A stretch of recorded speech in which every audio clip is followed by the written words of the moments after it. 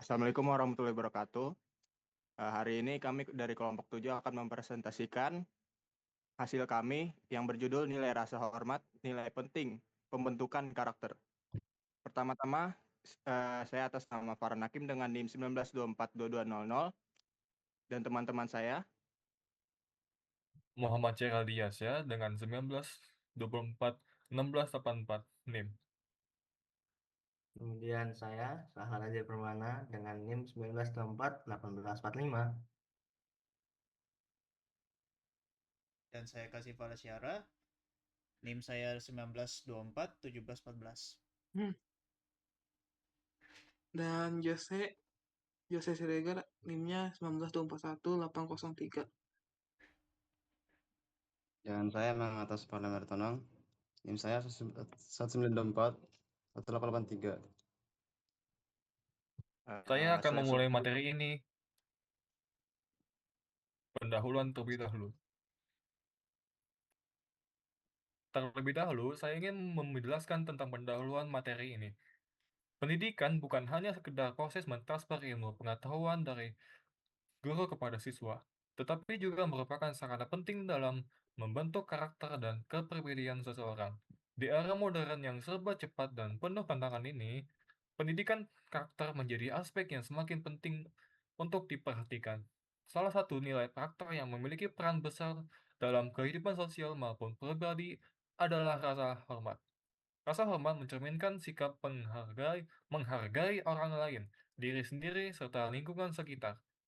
Nilai ini menjadi dasar bagi tumbuhnya perilaku etis, sopan santun, dan empati dalam berinteraksi. Dalam konteks pendidikan tinggi, rasa hormat tidak hanya ditujukan kepada dosen atau tenaga pendidik, tetapi juga kepada sesama mahasiswa, staf kampus, bahkan kepada peraturan dan fasilitas yang ada. Dengan memiliki rasa hormat, mahasiswa dapat menciptakan suasana belajar yang kondusif, harmonis, dan saling mendukung. Namun, realitas saat ini menunjukkan bahwa nilai rasa hormat mulai mengalami penurunan di berbagai kalangan. Perkembangan teknologi dan media sosial yang sering kali membuat seseorang mudah berkomentar sama tanpa mempertimbangkan etika atau perasaan orang lain. Gaya hidup individualistik juga turut menggeser nilai-nilai kebersamaan dan kepedulian sosial. Akibatnya, perilaku tidak sopan, ujaran kebencian, dan kurangnya empati menjadi hal yang kerap dijumpai dalam kehidupan sehari-hari. Oleh karena itu, penting bagi dunia pendidikan, terutama di tingkat perguruan tinggi, untuk kembali menanamkan dan memperkuat nilai rasa hormat dalam diri mahasiswa melalui berbagai kegiatan pembelajaran, diskusi, dan keteladanan mahasiswa diharapkan mampu memahami makna mendalam dari rasa hormat serta menerapkannya dalam setiap aspek kehidupan.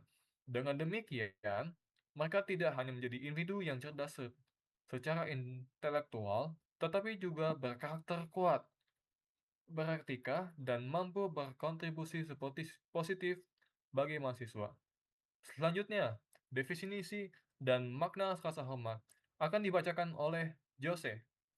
Definisi Silakan. rasa hormat ini merupakan salah satu nilai moral yang mencerminkan sikap menghargai hak, martabat dan keberadaan setiap individu tanpa memandang perbedaan status, usia, agama, atau latar belakang.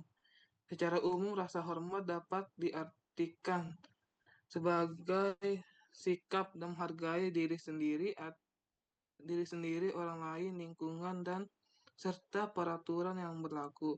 Seseorang mampu menetapkan dirinya dengan bijak dalam berinteraksi dan menjaga keseimbangan antara kebebasan pribadi dengan kepentingan orang lain.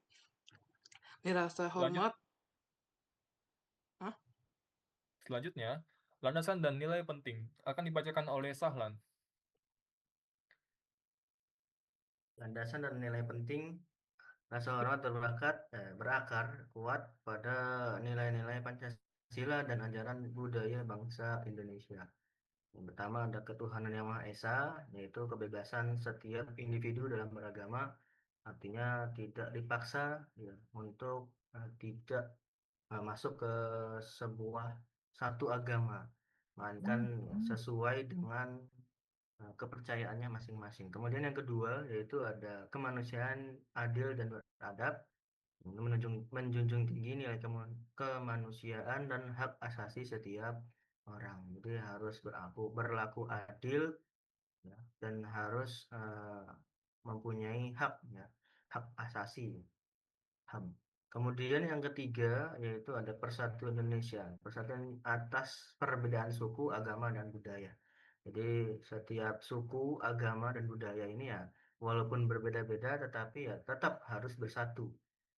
Walaupun beda suku, beda agama, atau beda budaya. Keempat, itu ada kerakyatan yang dipimpin oleh hikmat kebijaksanaan dalam permusyawaratan dan perwakilan. Itu menjunjung tinggi nilai demokrasi dan kebijaksanaan. Kemudian yang kelima, ada keadilan sosial bagi seluruh rakyat Indonesia, yang mana menegakkan keadilan dan kesetaraan bagi semua warga negara tanpa diskriminasi.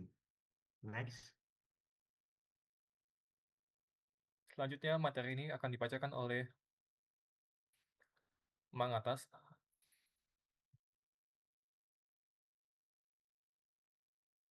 Selanjutnya ini ada manfaat dan dampak rasa hormat dalam kehidupan. Rasa hormat memberikan banyak manfaat bagi individu dan masyarakat. Yaitu satu, manfaat bagi individu, membentuk kepribadian rendah hati dan bijaksana, meningkatkan percaya diri, serta kemampuan berpikir jernih, membantu pengendalian emosi dan mengambil keputusan. Dari dua, manfaat bagi masyarakat, menciptakan lingkungan sosial yang harmonis dan toleran, memperkuat hubungan antar individu, mendukung etika kerjasama yang baik di lingkungan kerja atau pendidikan. Selanjutnya, bentuk dan contoh perilaku rasa hormat akan dibacakan oleh Hakim.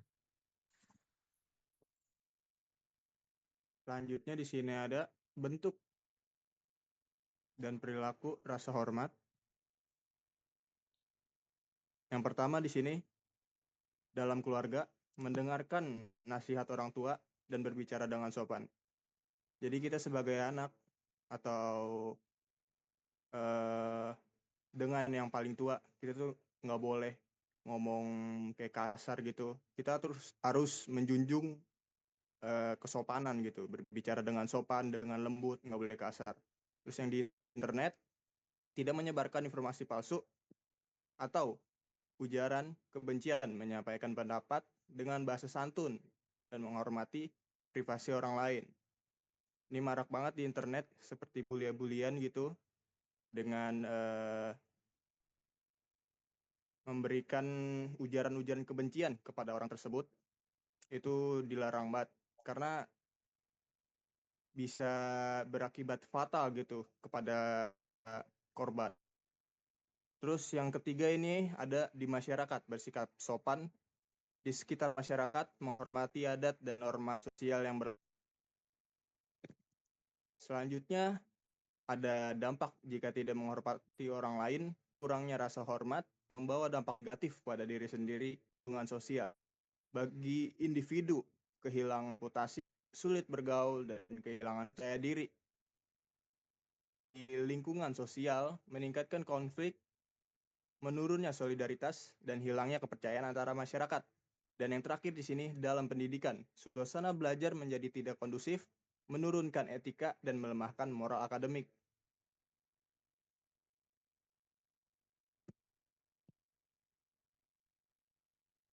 Selanjutnya, materi ini akan dibacakan oleh Falah. Cara menumbuhkan dan melatih rasa hormat. Rasa hormat dapat tumbuh melalui kebiasaan, pendidikan moral, dan keteladanan. Kebiasaan sehari-hari, mengucapkan salam, berbicara sopan, dan mendengarkan orang lain. Kegiatan pendidikan, seperti berdiskusi, kerja kelompok, dan juga refleksi moral. Keteladanan